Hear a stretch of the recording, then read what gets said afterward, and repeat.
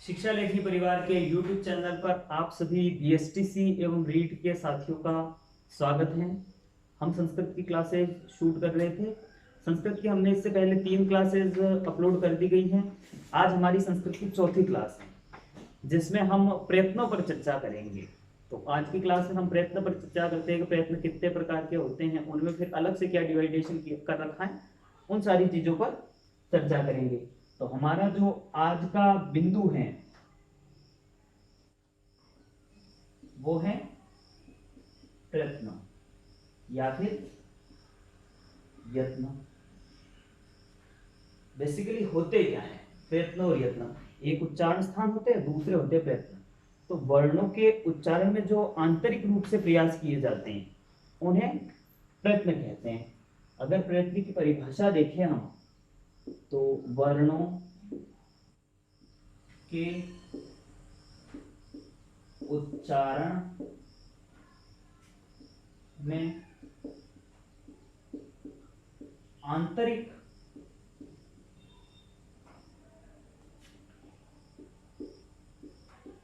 रूप से किए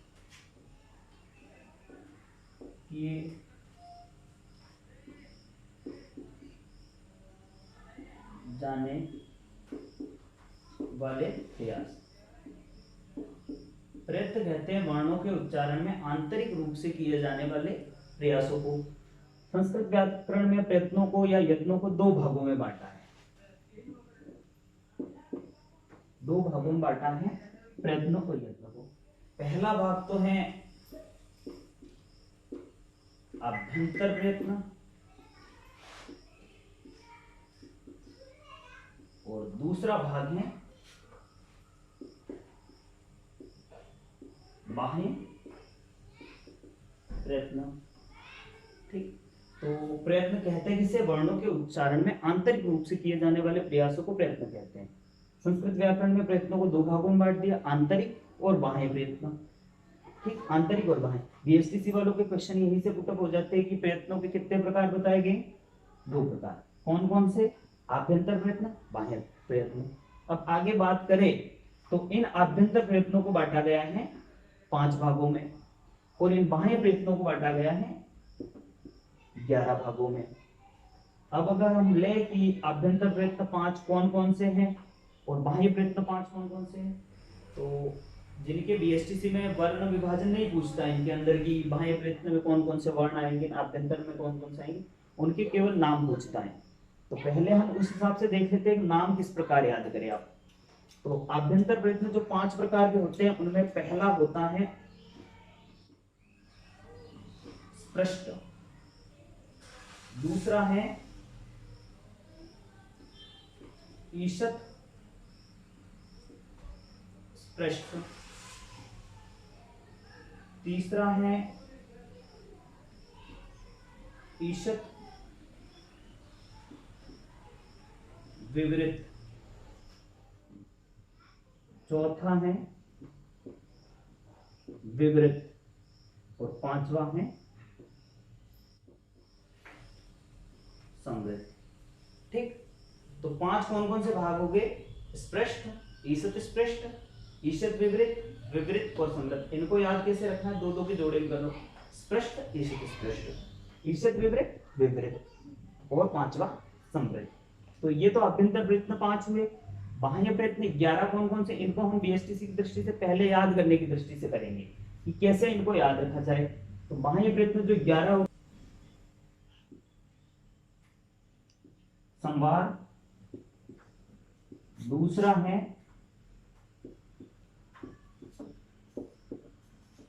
विवार, संवार विवार, पहला दूसरा संवार विवार, तीसरा है घोष, चौथा अघोष। दो दो के जोड़े में याद रखेंगे, रह जाएंगे। संवार विवार, घोष अघोष। पांचवा है अल्पप्राण,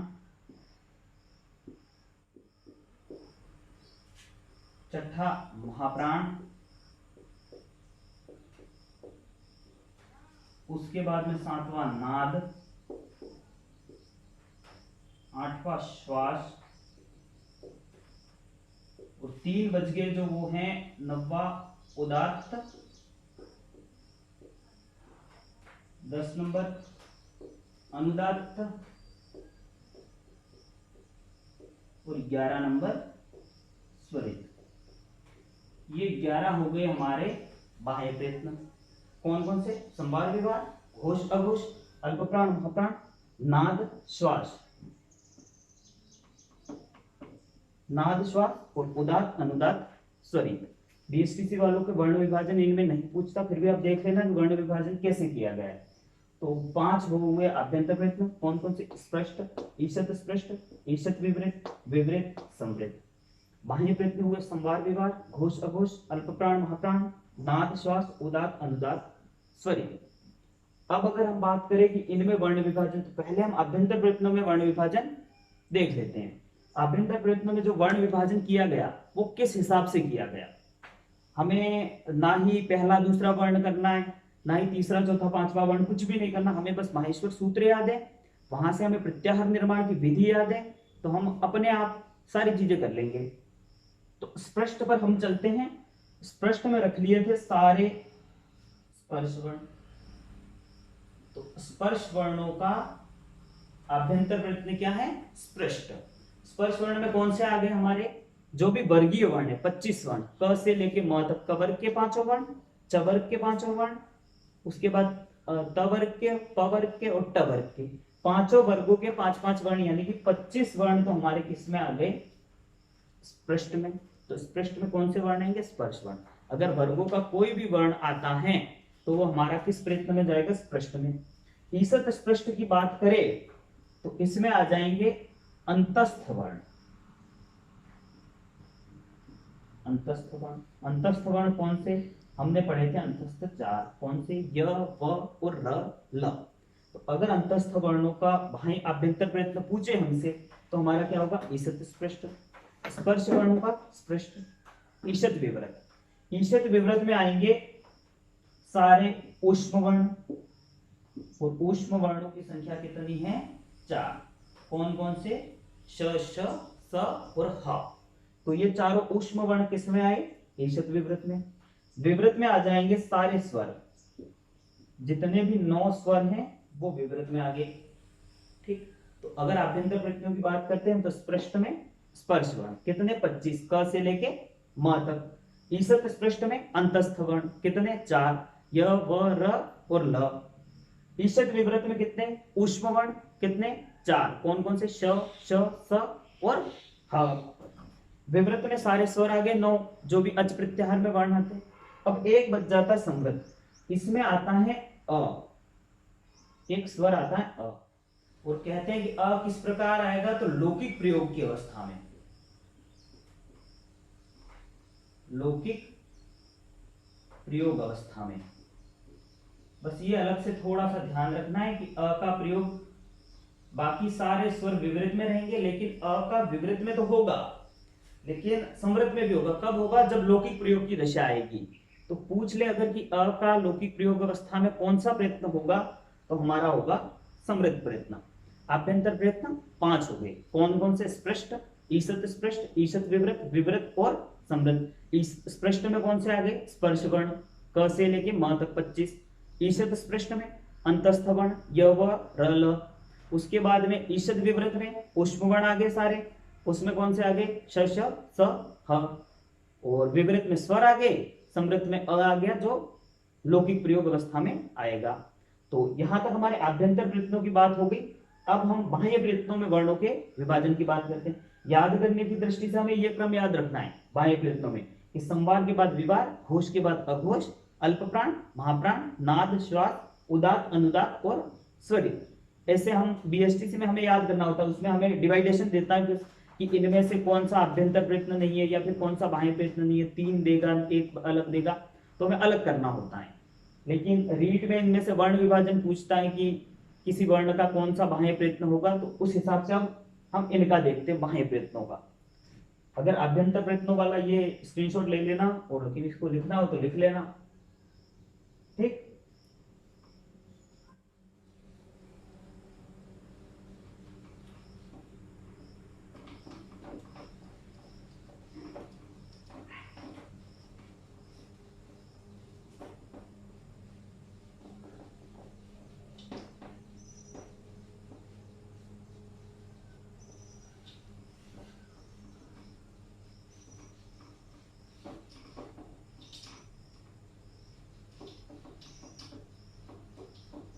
अब हम बात करते हैं बाह्य प्रयत्नों की। जो हमने दूसरा भाग देखा था बाह्य प्रयत्न, उनको हमें कैसे याद रखना है। ठीक, बाह्य प्रयत्नों की अगर हम बात करें तो हमें अब इससे पहले हम रख रहे थे कि बीएसटीसी में सिर्फ याद करने की दृष्टि से, अब हमें रखना है बाह्य प्रयत्नों को वर्णों के विभाजन के हिसाब से। तो हम एक सारणी बना लेते हैं। पहले में हम रख लेते हैं संवार, नाद और घोष। ठीक, संवार, नाद, घोष। उसके बाद में अगले में हम रखते हैं विवार, श्वास और अघोष। संवार के साथ विवार, नाद के साथ श्वास और घोष के साथ अघोष। जो जो जिनके साथ हमने वैसे वहां याद किए थे वैसे यहां रख लिए। इस पहले संवार रख लिया तो यहाँ विवार, नाद का, श्वास, घोष का अघोष। ठीक, अब इनमें वर्ण विभाजन कैसे होगा वो हम देखते हैं। यहां रख लेते हैं हम अल्प प्राण और एक बच गया महाप्राण। ठीक, तो ये हुए बाह्य प्रयत्नों में एक तो हमारे। उसके बाद में बच कौन बन गए? उदात्त, अनुदात्त और सॉरी।